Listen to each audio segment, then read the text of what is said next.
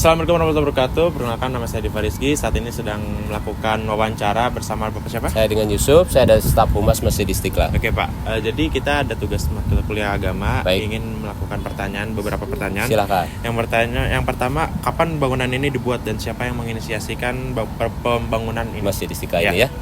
Baik, bismillahirrahmanirrahim. Ya, jadi Masjid Istiqlal inisiasinya sebetulnya awalnya dari Menteri kita, Bapak Menteri kita yang pertama, Menteri Agama Indonesia yang pertama, Bapak Kiai Haji Wahid Hasyim. Sebenarnya ada beberapa tokoh yang sangat sentral waktu itu. Selain Bapak Kiai Haji Wahid Hasyim, ada Bapak Taufikur Rahman, kemudian satu lagi Insinyur Soekarno tentunya. Nah, ide pembangunan ini berawal dari Bapak Kiai Haji Wahid Hasyim yang disampaikan kepada Bapak Soekarno yang waktu itu sebetulnya awalnya bukan membangun sebuah masjid, tetapi sebuah monumen kemerdekaan selain daripada Monas. Jadi sudah ada Monas dulu, di sini sudah berdiri Monas, tapi Bapak Kiai Haji Wahid Hasyim menginginkan sebuah monumen yang sekaligus bisa digunakan sebagai tempat ibadah. Nah, pilihannya kenapa jadi ke masjid? Karena seperti kita ketahui mayoritas umat di Indonesia adalah umat muslim. Seperti itu. Jadi sebetulnya bukan masjid tapi monumen kemerdekaan yang kedua. Dan memang selain itu juga alasan kenapa masjid ini dibangun, para tokoh bangsa waktu itu menginginkan sebuah masjid besar. Jadi waktu itu kita belum punya masjid raya atau masjid agung, sekaligus monumen seperti itu. Dan kira-kira siapa aja Pak tokoh yang berperan dalam proses berdirinya gereja ini? Masjid Istiqlal ya. Yang tadi saya sebutkan, yang paling sentral Bapak Kiai Haji Wahid Hasyim, Bapak Menteri Agama kita yang pertama. Kemudian ada lagi Bapak Soekarno, kemudian Bapak Hatta juga, Muhammad Hatta, kemudian Bapak Taufikur Rahman juga, itu para tokoh bangsa. Sebetulnya banyak, tapi itu yang paling sentral yang tadi. Dan kebetulan masjid ini berseberangan dengan gereja katedral kan Pak?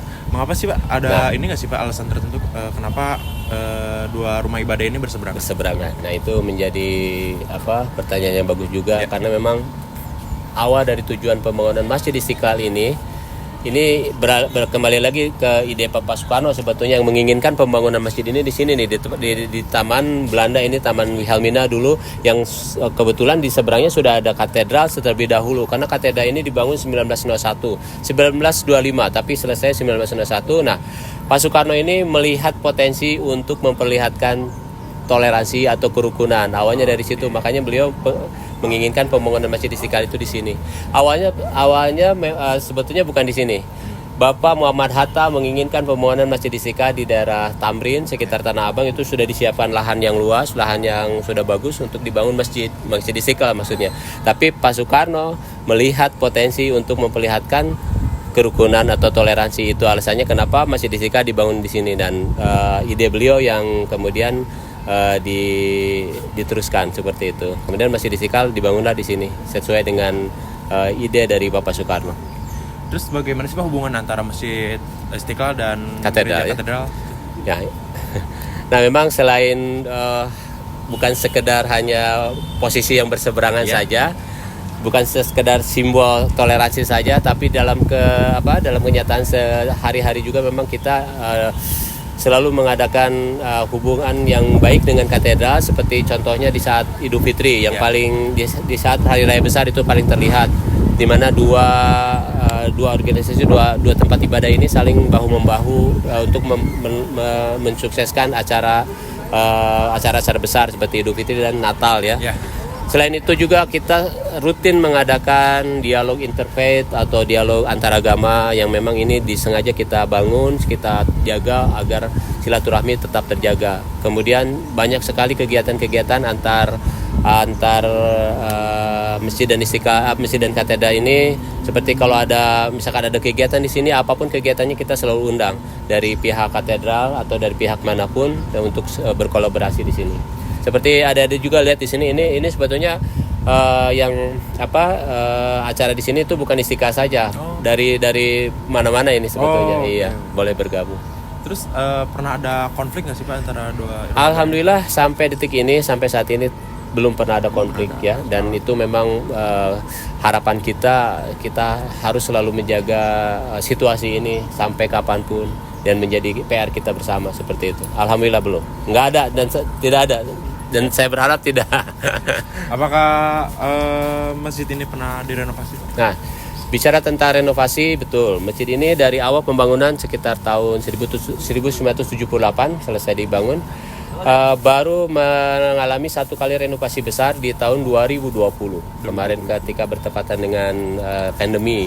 Jadi ketika pandemi ini masjid ini kebetulan direnovasi juga, dan kita sempat tutup 2 tahun untuk dengan alasan Covid dan renovasi memang tentunya.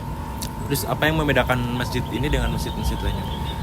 Yang paling menonjol dari segi posisi, mungkin ya dari segi posisi yang tadi sudah kita ceritakan, bahwa satu hal yang unik di sini, yang menarik di sini, Masjid Istiqlal dibangun berseberangan dengan katedral ini. Menurut turis-turis yang sering datang ke sini, dan ini sangat menarik, sangat tidak mungkin terjadi di negara luar seperti itu. Dan itu menjadi satu pembeda mungkin ya, menjadi satu hal yang unik karena menurut mereka tidak hanya di Indonesia sepertinya yang bisa seperti ini.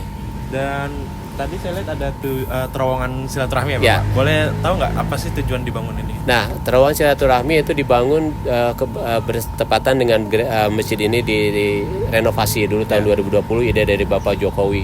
Sebetulnya fungsi dari jembatan terowongan silaturahmi ini hanya sebagai untuk memperkuat simbol-simbol toleransi, simbol-simbol kerukunan tadi. Dari dulu sih sebetulnya sebelum ada terowongan ini juga kita dari masjid ataupun dari katedral sudah bisa berlalu lalang di sini dengan bebas, dengan tanpa ada halangan apapun, dengan mudah, maksud saya bisa saling menyeberangi, saling mengunjungi. Tetapi dengan adanya terowongan ini saya kira bakal lebih memperkuat bahwa hubungan kita bisa lebih baik gitu, untuk memperkuat simbol-simbol harmonisasi tadi. Itu saja sih. Dan untuk mempermudah akses tentunya. Kalau di atas kan panas, mungkin kalau di bawah lebih nyaman ya. Dan terakhir Bapak, boleh tahu ada arti nggak Pak? Ada arti khusus nggak dari gaya arsitekturnya masjid ini? Kalau bicara gaya arsitektur masjid ini, dulu Bapak Prediksi Laban, arsitek masjid ini, beliau membangun masjid ini dengan konsep natural dan modern sebetulnya. Ya. Dalam arti kalau lihat natural, kalau ada tadi udah masuk belum ya? Belum. Nah, kalau masuk nanti ini masjid ini tanpa ada jendela, tanpa ada pintu, dibikin terbuka semua. Ini karena beliau menginginkan lebih natural, lebih tropis, terus modern. Modernnya karena material dari Masjid Istiqlal ini dibuat hanya dari 2 material, marmer dan stainless, besi. Nah ini tentunya selain daripada kokoh, Masjid Istiqlal ini kalau kita lihat, kalau yang mengerti seni mungkin bisa tampak selalu modern. Itu menurut pendapat arsitek-arsitek di sini, Masjid Istiqlal walaupun dibangun sudah lama tapi masih tampak seperti modern karena memang dari dulu pemilihan material terutama itu. Jadi kembali lagi ke sejarah bahwa Pak Soekarno kembali lagi menginginkan pembangunan Masjid Istiqlal lebih kokoh, lebih indah, dan bisa bertahan ribuan tahun. Alasannya seperti itu. Baik Bapak, mungkin itu aja yang ingin kita tanyakan. Baik. Terima kasih banyak udah menyempatkan waktunya. Sama-sama. Maaf banget kalau mengganggu waktunya Bapak. Enggak, tidak sama sekali. Terima kasih. Sekian wawancara dari kelompok kita. Baik. Terima kasih. Wassalamualaikum warahmatullahi wabarakatuh. Terima kasih Bapak Yusuf. Sama-sama.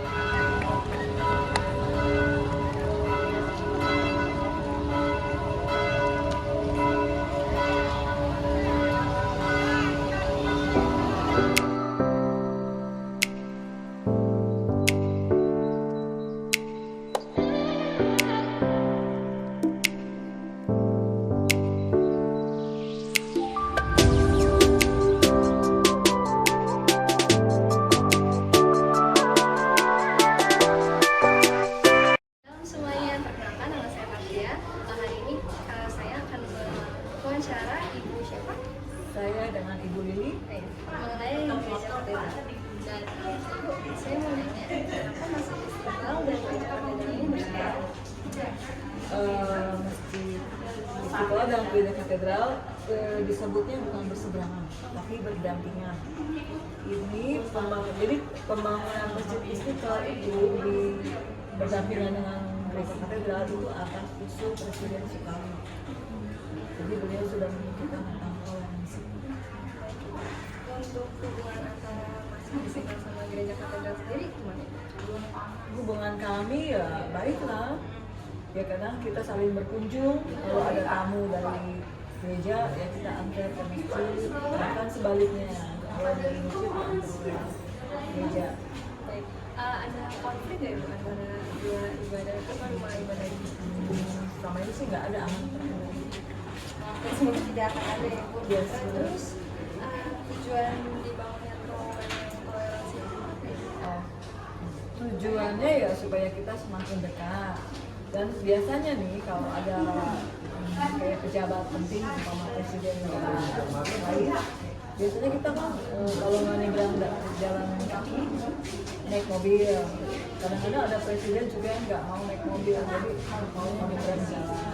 Itu kan bahaya, jadi di stop kiri kanan bikin macet. Jadi kalau ada terowongan bisa ada terowongan. Itu akan usul Presiden Joko Widodo itu meresmikan Masjid Istiqlal after renovasi. Kan mereka baru renovasi. Nah, kalau gereja katedral sendiri pernah renovasi nggak Bu? Nah, udah lama banget tapi pernah renovasi itu atapnya. Yang dulu atapnya bambu diganti jadi atap tembaga. Yang kalau kalian lihat itu hijau. Tembaga. Sama di atas dibikin apa namanya? Buat sirkulasi udara. Namanya catwalk. Tahun berapa itu Ibu? Tahunnya aku lupa. Sekitar 1980. Oh, yang baru-baru ini nggak ada ini? Oh, nggak ada. Baiklah. Lalu kalau renovasi ribet, Oh, kita ribet. cagar budaya. Jadi kalau mau sesuatu harus bersuratnya lama. Ada arti khusus kayak dari gaya arsitektur gereja katedral ini? Kayaknya kan arsitekturnya gayanya neogotik. Neogotik itu maksudnya menjulang ke atas. Oh. Jadi kan bangunannya menjulang ke atas. Nah itu maksudnya supaya kita lebih dekat dengan Tuhan di atas.